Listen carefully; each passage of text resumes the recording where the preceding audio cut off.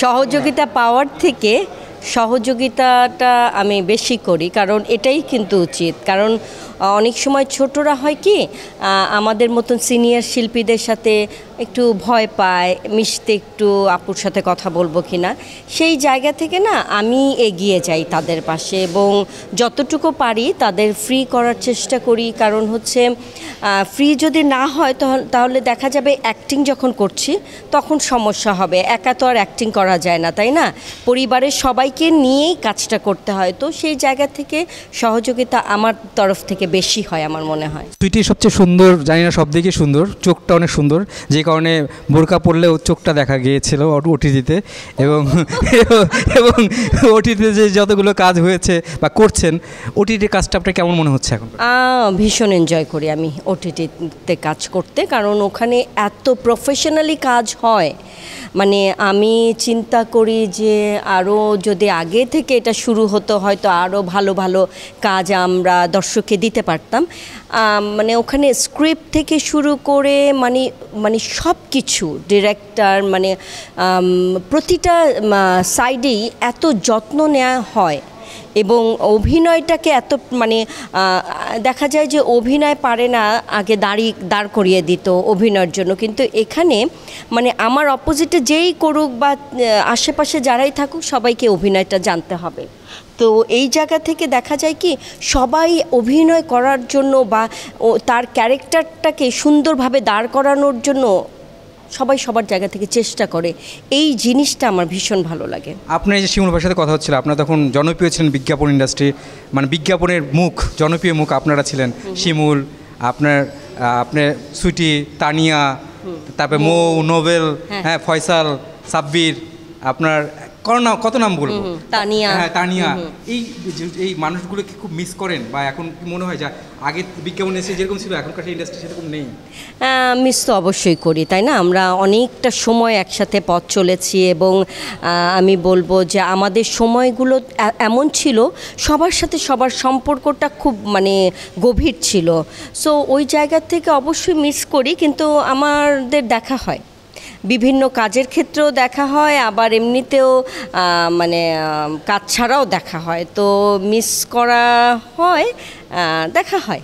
এখনকার সময়ে নাটকের নাম নিয়ে অনেক সমস্যা, অনেক বাজে নাম, নাটকের ভাইরাল বিষয় নিয়ে, ভিউ নিয়ে, এই যে এত রকম মানে পরিস্থিতির ভিতর যেতে হয়, আপনি কি বলেন নাটক ইন্ডাস্ট্রি কি আগের জায়গায় ছিল, ভালো ছিল, এখনকার ঠিকমতো জায়গায় আছে কিনা? না, আমি তো একদমই বিপক্ষে। ভাইরাল হওয়া অনেক ইচ্ছা করে হয়, এই জায়গাটা আসলে ভাইরাল হয়ে সেলিব্রিটি হতে চায়, আমি একদম পছন্দ করি না, একদমই পছন্দ করি না। কারণ হচ্ছে যে আজকে আমরা যেখানে দাঁড়িয়ে আছি সেই জায়গাটা করতে কিন্তু আমাদের অনেক সময় লেগেছে। হঠাৎ করে আমি আমার এই সৌন্দর্য, এতদিনে 30 বছরের সৌন্দর্য, আমি নিমিষেই ভাইরাল হয়ে সৌন্দর্যটা নষ্ট করব, সেইটা আমি একদম পছন্দ করি না। এবং এখন দেখা যায় যে ইচ্ছা করে ভাইরাল হচ্ছে, কিন্তু কেন? হ্যাঁ, তুমি কষ্ট করো, তুমি কাজ করো, তোমার কাজ দিয়ে মানুষের মনে থাকো। ভাইরাল জিনিস কিন্তু বেশিক্ষণ থাকে না, এটা কিন্তু কয়েকদিন একটু নাড়াচাড়া হয়, তারপর কিন্তু চলে যায়। মানুষের মনে জায়গা করার জন্য কিন্তু তোমার কাজের মাধ্যমে তোমাকে করতে হবে, তোমার পরিশ্রমের মাধ্যমে তোমার মানুষের মনে জায়গা করতে হবে। ভাইরাল দিয়ে বেশিক্ষণ থাকা যায় না। সামনে কি কাজ আমরা পাচ্ছি? এটা মেগা সিরিয়াল করছি, একটা ওটিটিতে কাজ করব, 2টা ফিল্ম করব, এগুলোই হচ্ছে। এটা একটা মেগা সিরিয়াল, তো 2টা ফ্যামিলিকে নিয়ে গল্পটা। একটা ফ্যামিলি মানে বাবা মা, ওখানে মায়ের ক্যারেক্টার আমি পারমিতার মায়ের ক্যারেক্টার করছি।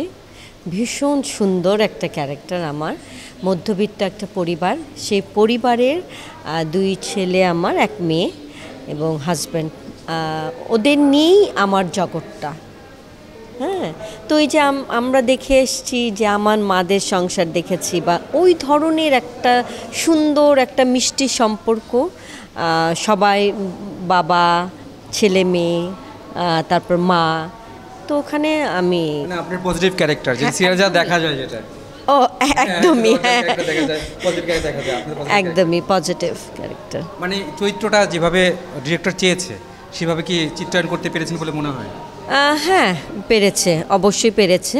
তা না হলে তো করতো না, তাই না? ডিরেক্টর যেভাবে চেয়েছে বা স্ক্রিপ্ট সব কিছু মিলিয়ে একটু ধরে কাজ হচ্ছে। প্রথম দিকে তো আরও বেশি ধরে কাজ হচ্ছিল। এখন একটু আস্তে আস্তে অভ্যস্ত হয়েছি সবাই, এখন একটু মানে স্পিডটাও বেড়েছে। সামনে আপনার কি পরিকল্পনা রয়েছে? সামনে পরিকল্পনা রয়েছে, যেহেতু আমি একজন শিল্পী সর্বোপরি, সেহেতু ভালো কিছু কাজ করব, করার ইচ্ছা আছে। আর আমি শিল্পীর বাইরেও আজকে শিল্পী যারা আমাকে বানিয়েছে, এত বছরের একটা জায়গা করে নিয়েছি যেহেতু, আমারও কিন্তু কিছু দায়বদ্ধতা আছে আমার দর্শকের জন্য, দেশের মানুষের জন্য। সেই জায়গা থেকে আমি সামাজিক কাজগুলো করি, সামাজিক কাজগুলোতে যুক্ত হওয়ার চেষ্টা করি। তো সেই কাজগুলো আমি করি, বিভিন্ন রকমের নারীদের নিয়ে কাজ করা বা স্পেশাল বাচ্চাদের নিয়ে কাজ করি। যে কোনো জায়গায় সুইটি আপুকে ডাকলেই সুইটি আপু হাজির। এবং করোনার সময় বা এমনি যে কোনো দুর্যোগ হোক, যে কোনো অবস্থাতেই আমি থাকতে পছন্দ করি, সহযোগিতা করতে পছন্দ করি। এই কাজগুলো ছাড়াও এই কাজগুলো করছি। আপনাকে এরকম সুইট দেখতে চাই আজীবন, আপনি আজীবন এরকমই সুইট থাকুন। আচ্ছা, থ্যাংক ইউ সো মাচ, ধন্যবাদ। আমাদের সাথে ছিলেন তানমিন সুইটি, তার সাথে আমরা কথা বললাম, অনেক কথা জানলাম। আমাদের সামনে আরও অনেকে থাকবেন, অনেকে আসবেন। আপনারা বাংলাদেশ প্রতিদিনের চোখ রাখুন, অবশ্যই আপনারা নতুন নতুন মুখ দেখতে পাবেন। সে পর্যন্ত ভালো থাকুন।